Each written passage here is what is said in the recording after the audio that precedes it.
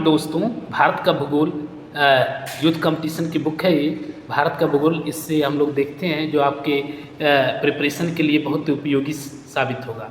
तो देखिए, भारत का भूगोल में सामान्य परिचय हम लोग देखें तो पहला क्षेत्रफल। भारत के क्षेत्रफल की बात करें तो भारत एशिया महाद्वीप में अवस्थित एक दक्षिण एशियाई देश है। अनियमित चतुष्कोणीय आकृति वाला यह देश, भारत का जो आकृति पूछे तो कैसा है, तो ये चतुष्कोणीय आकृति है। यह देश हिंद महासागर के उत्तर में अवस्थित है। अक्षांशीय विस्तार के दृष्टिकोण से भारत उत्तरी गोलार्ध में तथा देशांतरी विस्तार की दृष्टि से पूर्वी गोलार्ध में स्थित है। भारत विश्व में क्षेत्रफल की दृष्टि से सातवां। भारत से बड़े जो देश हैं वो सबसे बड़ा है रूस, फिर कनाडा, संयुक्त राज्य अमेरिका, चीन, ब्राज़ील और ऑस्ट्रेलिया के बाद फिर भारत का नंबर आता है क्षेत्रफल की दृष्टि में। लेकिन जनसंख्या की दृष्टि से बात किया जाए तो भारत दूसरे स्थान पे है, चीन के बाद दूसरा बड़ा देश है। 26 जनवरी 2020 से भारत में 28 राज्य एवं 8 केंद्र शासित प्रदेश हैं। नवीनतम केंद्र शासित प्रदेश दादरा और नगर हवेली तथा दमन और दीव हैं, जिन्हें समामेलित कर एक केंद्र शासित प्रदेश निर्मित किया गया है। इससे पूर्व निर्मित केंद्र शासित प्रदेश जम्मू और कश्मीर तथा लद्दाख हैं। इनका निर्माण जम्मू और कश्मीर राज्य के पुनर्गठन के पश्चात हुआ। भारत का कुल क्षेत्रफल 32,87,283 वर्ग किलोमीटर है, जो संसार के समस्त क्षेत्रफल के स्थलीय भाग का लगभग 2.4% है। भारत में संपूर्ण विश्व की 17.5% जनसंख्या निवास करती है। तो आपसे क्वेश्चन पूछा जाएगा कि ये 2.4% वाला और संपूर्ण विश्व की जनसंख्या का कितना परसेंटेज है, तो 17.5% वाले क्वेश्चन पूछे जाते हैं।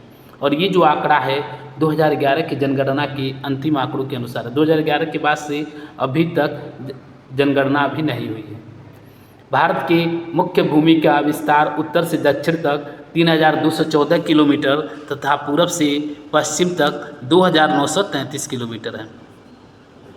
भारत के कुल क्षेत्रफल में गैर कानूनी ढंग से पाकिस्तान के कब्जे वाला 78,114 वर्ग किलोमीटर क्षेत्र, पाकिस्तान द्वारा गैर कानूनी ढंग से चीन को दिया गया 5,180 वर्ग किलोमीटर क्षेत्र तथा गैर कानूनी ढंग से चीन के कब्जे वाला 37,555 वर्ग किलोमीटर क्षेत्र शामिल है। जो LOC और जो चाइना ने जो कब्जा किया है अक्साई चीन, तो उनकी बात की जा रही है। वर्ष 2011 की जनगणना की अंतिम POK और चाइना के द्वारा जो अलग से जो कब्जा किया गया उसकी बात की जा रही है। वर्ष 2011 की जनगणना के अंतिम आंकड़ों के अनुसार गांवों की संख्या 6,20,932 है। तो अब आइए इससे रिलेटेड कुछ क्वेश्चन देख लेते हैं। निम्नलिखित कथनों में से कौन सी भारत के बारे में सही है? सही उत्तर के चयनित अधोलिखित कूट का उपयोग कीजिए। भारत विश्व का 5वां बड़ा देश है। दूसरा, यह स्थल मंडल के कुल क्षेत्रफल का लगभग 2.4% भाग अधिकृत हुए है। समूचा भारत उष्णकटिबंधीय क्षेत्र में स्थित है। 82 डिग्री 30 मिनट पूर्वी देशांतर का उपयोग भारतीय मानक समय को निर्धारित करने के लिए किया जाता है। तो इसमें जो ऑप्शन आपका सही होगा डी होगा, 2 और 4। ये देखिए UPPCS मेन एग्जाम 2006 में आया हुआ था। गलत कैसे हुआ कि यहाँ लिखा है भारत विश्व का 5वां बड़ा देश है, तो 5वां नहीं 7वां बड़ा देश है। क्षेत्रफल की दृष्टि से भारत का विश्व के देशों में कौन सा स्थान है, तो 7वां।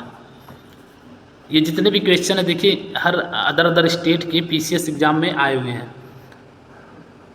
घटना चक्र बुक का भूगोल है ये। भारतवर्ष आकार में विश्व का 7वां सबसे बड़ा देश है। भारत का क्षेत्रफल संसार के क्षेत्रफल का 2.4% है, परंतु इसकी जनसंख्या यदि बात की जाए तो ये संपूर्ण मानव जाति का 17% है।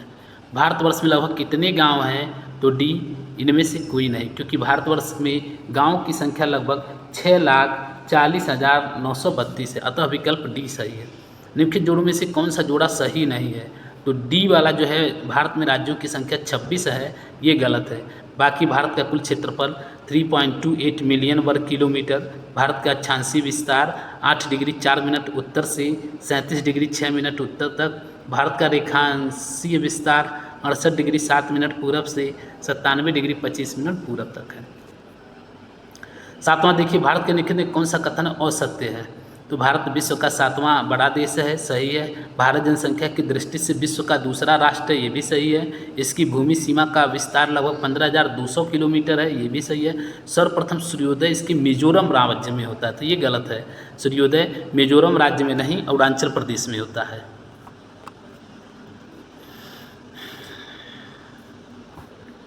अब दूसरा चैप्टर हम लोग पढ़ते हैं इसका, अक्षांशीय विस्तार। कुछ पहले इसके नोट्स की बात कर लें, फिर इस पर क्वेश्चन करेंगे। भूपृष्ठ पर विषुवत रेखा से उत्तर या दक्षिण दिशा में स्थित किसी भी बिंदु की पृथ्वी के केंद्र से मापी गई कोणीय दूरी को अक्षांश कहते हैं। अक्षांश रेखाएं वह काल्पनिक रेखाएं होती हैं जो पृथ्वी के चारों ओर पूर्व से पश्चिम दिशा में विषुवत रेखा के समांतर खींची जाती हैं। अक्षांश को अंशों, मिनटों एवं सेकेंडों में दर्शाया जाता है। पृथ्वी को 2 बराबर भागों में बांटने वाले 0 डिग्री अक्षांश को भूमध्य रेखा कहा जाता है। विषुवत वृत्त भूमध्य रेखा के उत्तरी भाग को उत्तरी गोलार्ध और दक्षिणी भाग को दक्षिणी गोलार्ध कहते हैं। भूमध्य रेखा के उत्तर में स्थित अक्षांश रेखाओं को उत्तरी अक्षांश रेखाएं तथा भूमध्य रेखा के दक्षिण में स्थित अक्षांश रेखाओं को दक्षिण अक्षांश रेखाएं कहते हैं। यदि अक्षांश रेखाओं को 1 डिग्री के अंतराल पर खींचा जाए तो उत्तरी गोलार्ध में 89 अक्षांश रेखाएं तथा दक्षिणी गोलार्ध में 89 अक्षांश रेखाएं होंगी। इस प्रकार विषुवत वृत्त को लेकर अक्षांश रेखाओं की कुल संख्या 179 होंगी। किन्हीं 2 समांतर अक्षांश रेखाओं के मध्य की दूरी लगभग 111 किलोमीटर होती है। भूपृष्ठ पर उत्तरी ध्रुव एवं दक्षिणी ध्रुव को मिलाने वाली काल्पनिक रेखा जो पृथ्वी को 2 बराबर में भागों में बांटती है को प्रधान यामोत्तर रेखा कहा जाता है। यह रेखा लंदन के ग्रीनविच शहर से गुजरती है। प्रधान यामोत्तर रेखा को 0 डिग्री देशांतर भी कहते हैं। प्रधान यामोत्तर के पूर्व एवं पश्चिम में उत्तरी ध्रुव एवं दक्षिणी ध्रुव को मिलाने वाली काल्पनिक रेखाओं को देशांतर रेखाएं कहा जाता है। देशांतर रेखाएं समांतर नहीं होती हैं। ध्रुवों से विषुवत रेखा की ओर बढ़ने पर देशांतर रेखाओं के मध्य की दूरी बढ़ती जाती है। विषुवत रेखा पर देशांतर रेखाओं के बीच अधिकतम 111.33 किलोमीटर की दूरी होती है। भारत पूर्णतया उत्तरी गोलार्ध में स्थित है। संपूर्ण भारत का अक्षांशीय विस्तार 6 डिग्री 45 मिनट उत्तरी अक्षांश से 37 डिग्री 6 मिनट उत्तरी अक्षांश के मध्य है। इसकी मुख्य भूमि 8 डिग्री 4 मिनट उत्तरी अक्षांश से 37 डिग्री 6 मिनट उत्तरी अक्षांश एवं 68 डिग्री 7 मिनट पूर्वी देशांतर से 97 डिग्री 25 मिनट पूर्वी देशांतर के मध्य फैली हुई है। उष्णकटिबंधीय क्षेत्र का विस्तार 23 डिग्री 30 मिनट उत्तरी एवं दक्षिणी अक्षांशों के मध्य है। अतः भारत का विस्तार उष्ण एवं उपोष्ण दोनों कटिबंधों में है। ध्यातव्य है कि निम्न अक्षांश 0 डिग्री से उच्च अक्षांश 90 डिग्री की ओर जाने पर दिन और रात की अवधि में अंतर आता है। उत्तरी गोलार्ध में अक्षांश का प्रभाव दक्षिण से उत्तर की ओर दिन और रात की अवधि पर पड़ता है। अब इसमें कुछ क्वेश्चन कर लेते हैं। भारत का विस्तृत है तो डी 37 डिग्री 17 मिनट 53 सेकेंड उत्तर तथा 8 डिग्री 28 मिनट उत्तर के बीच में। दूसरा, सिक्किम से गुजरने वाला अक्षांश में किस एक से भी होकर गुजरता है? ए, राजस्थान से। तीसरा, जिस जिले से 70 डिग्री पूर्वी देशांतर रेखा गुजरती है वह है बी, जैसलमेर।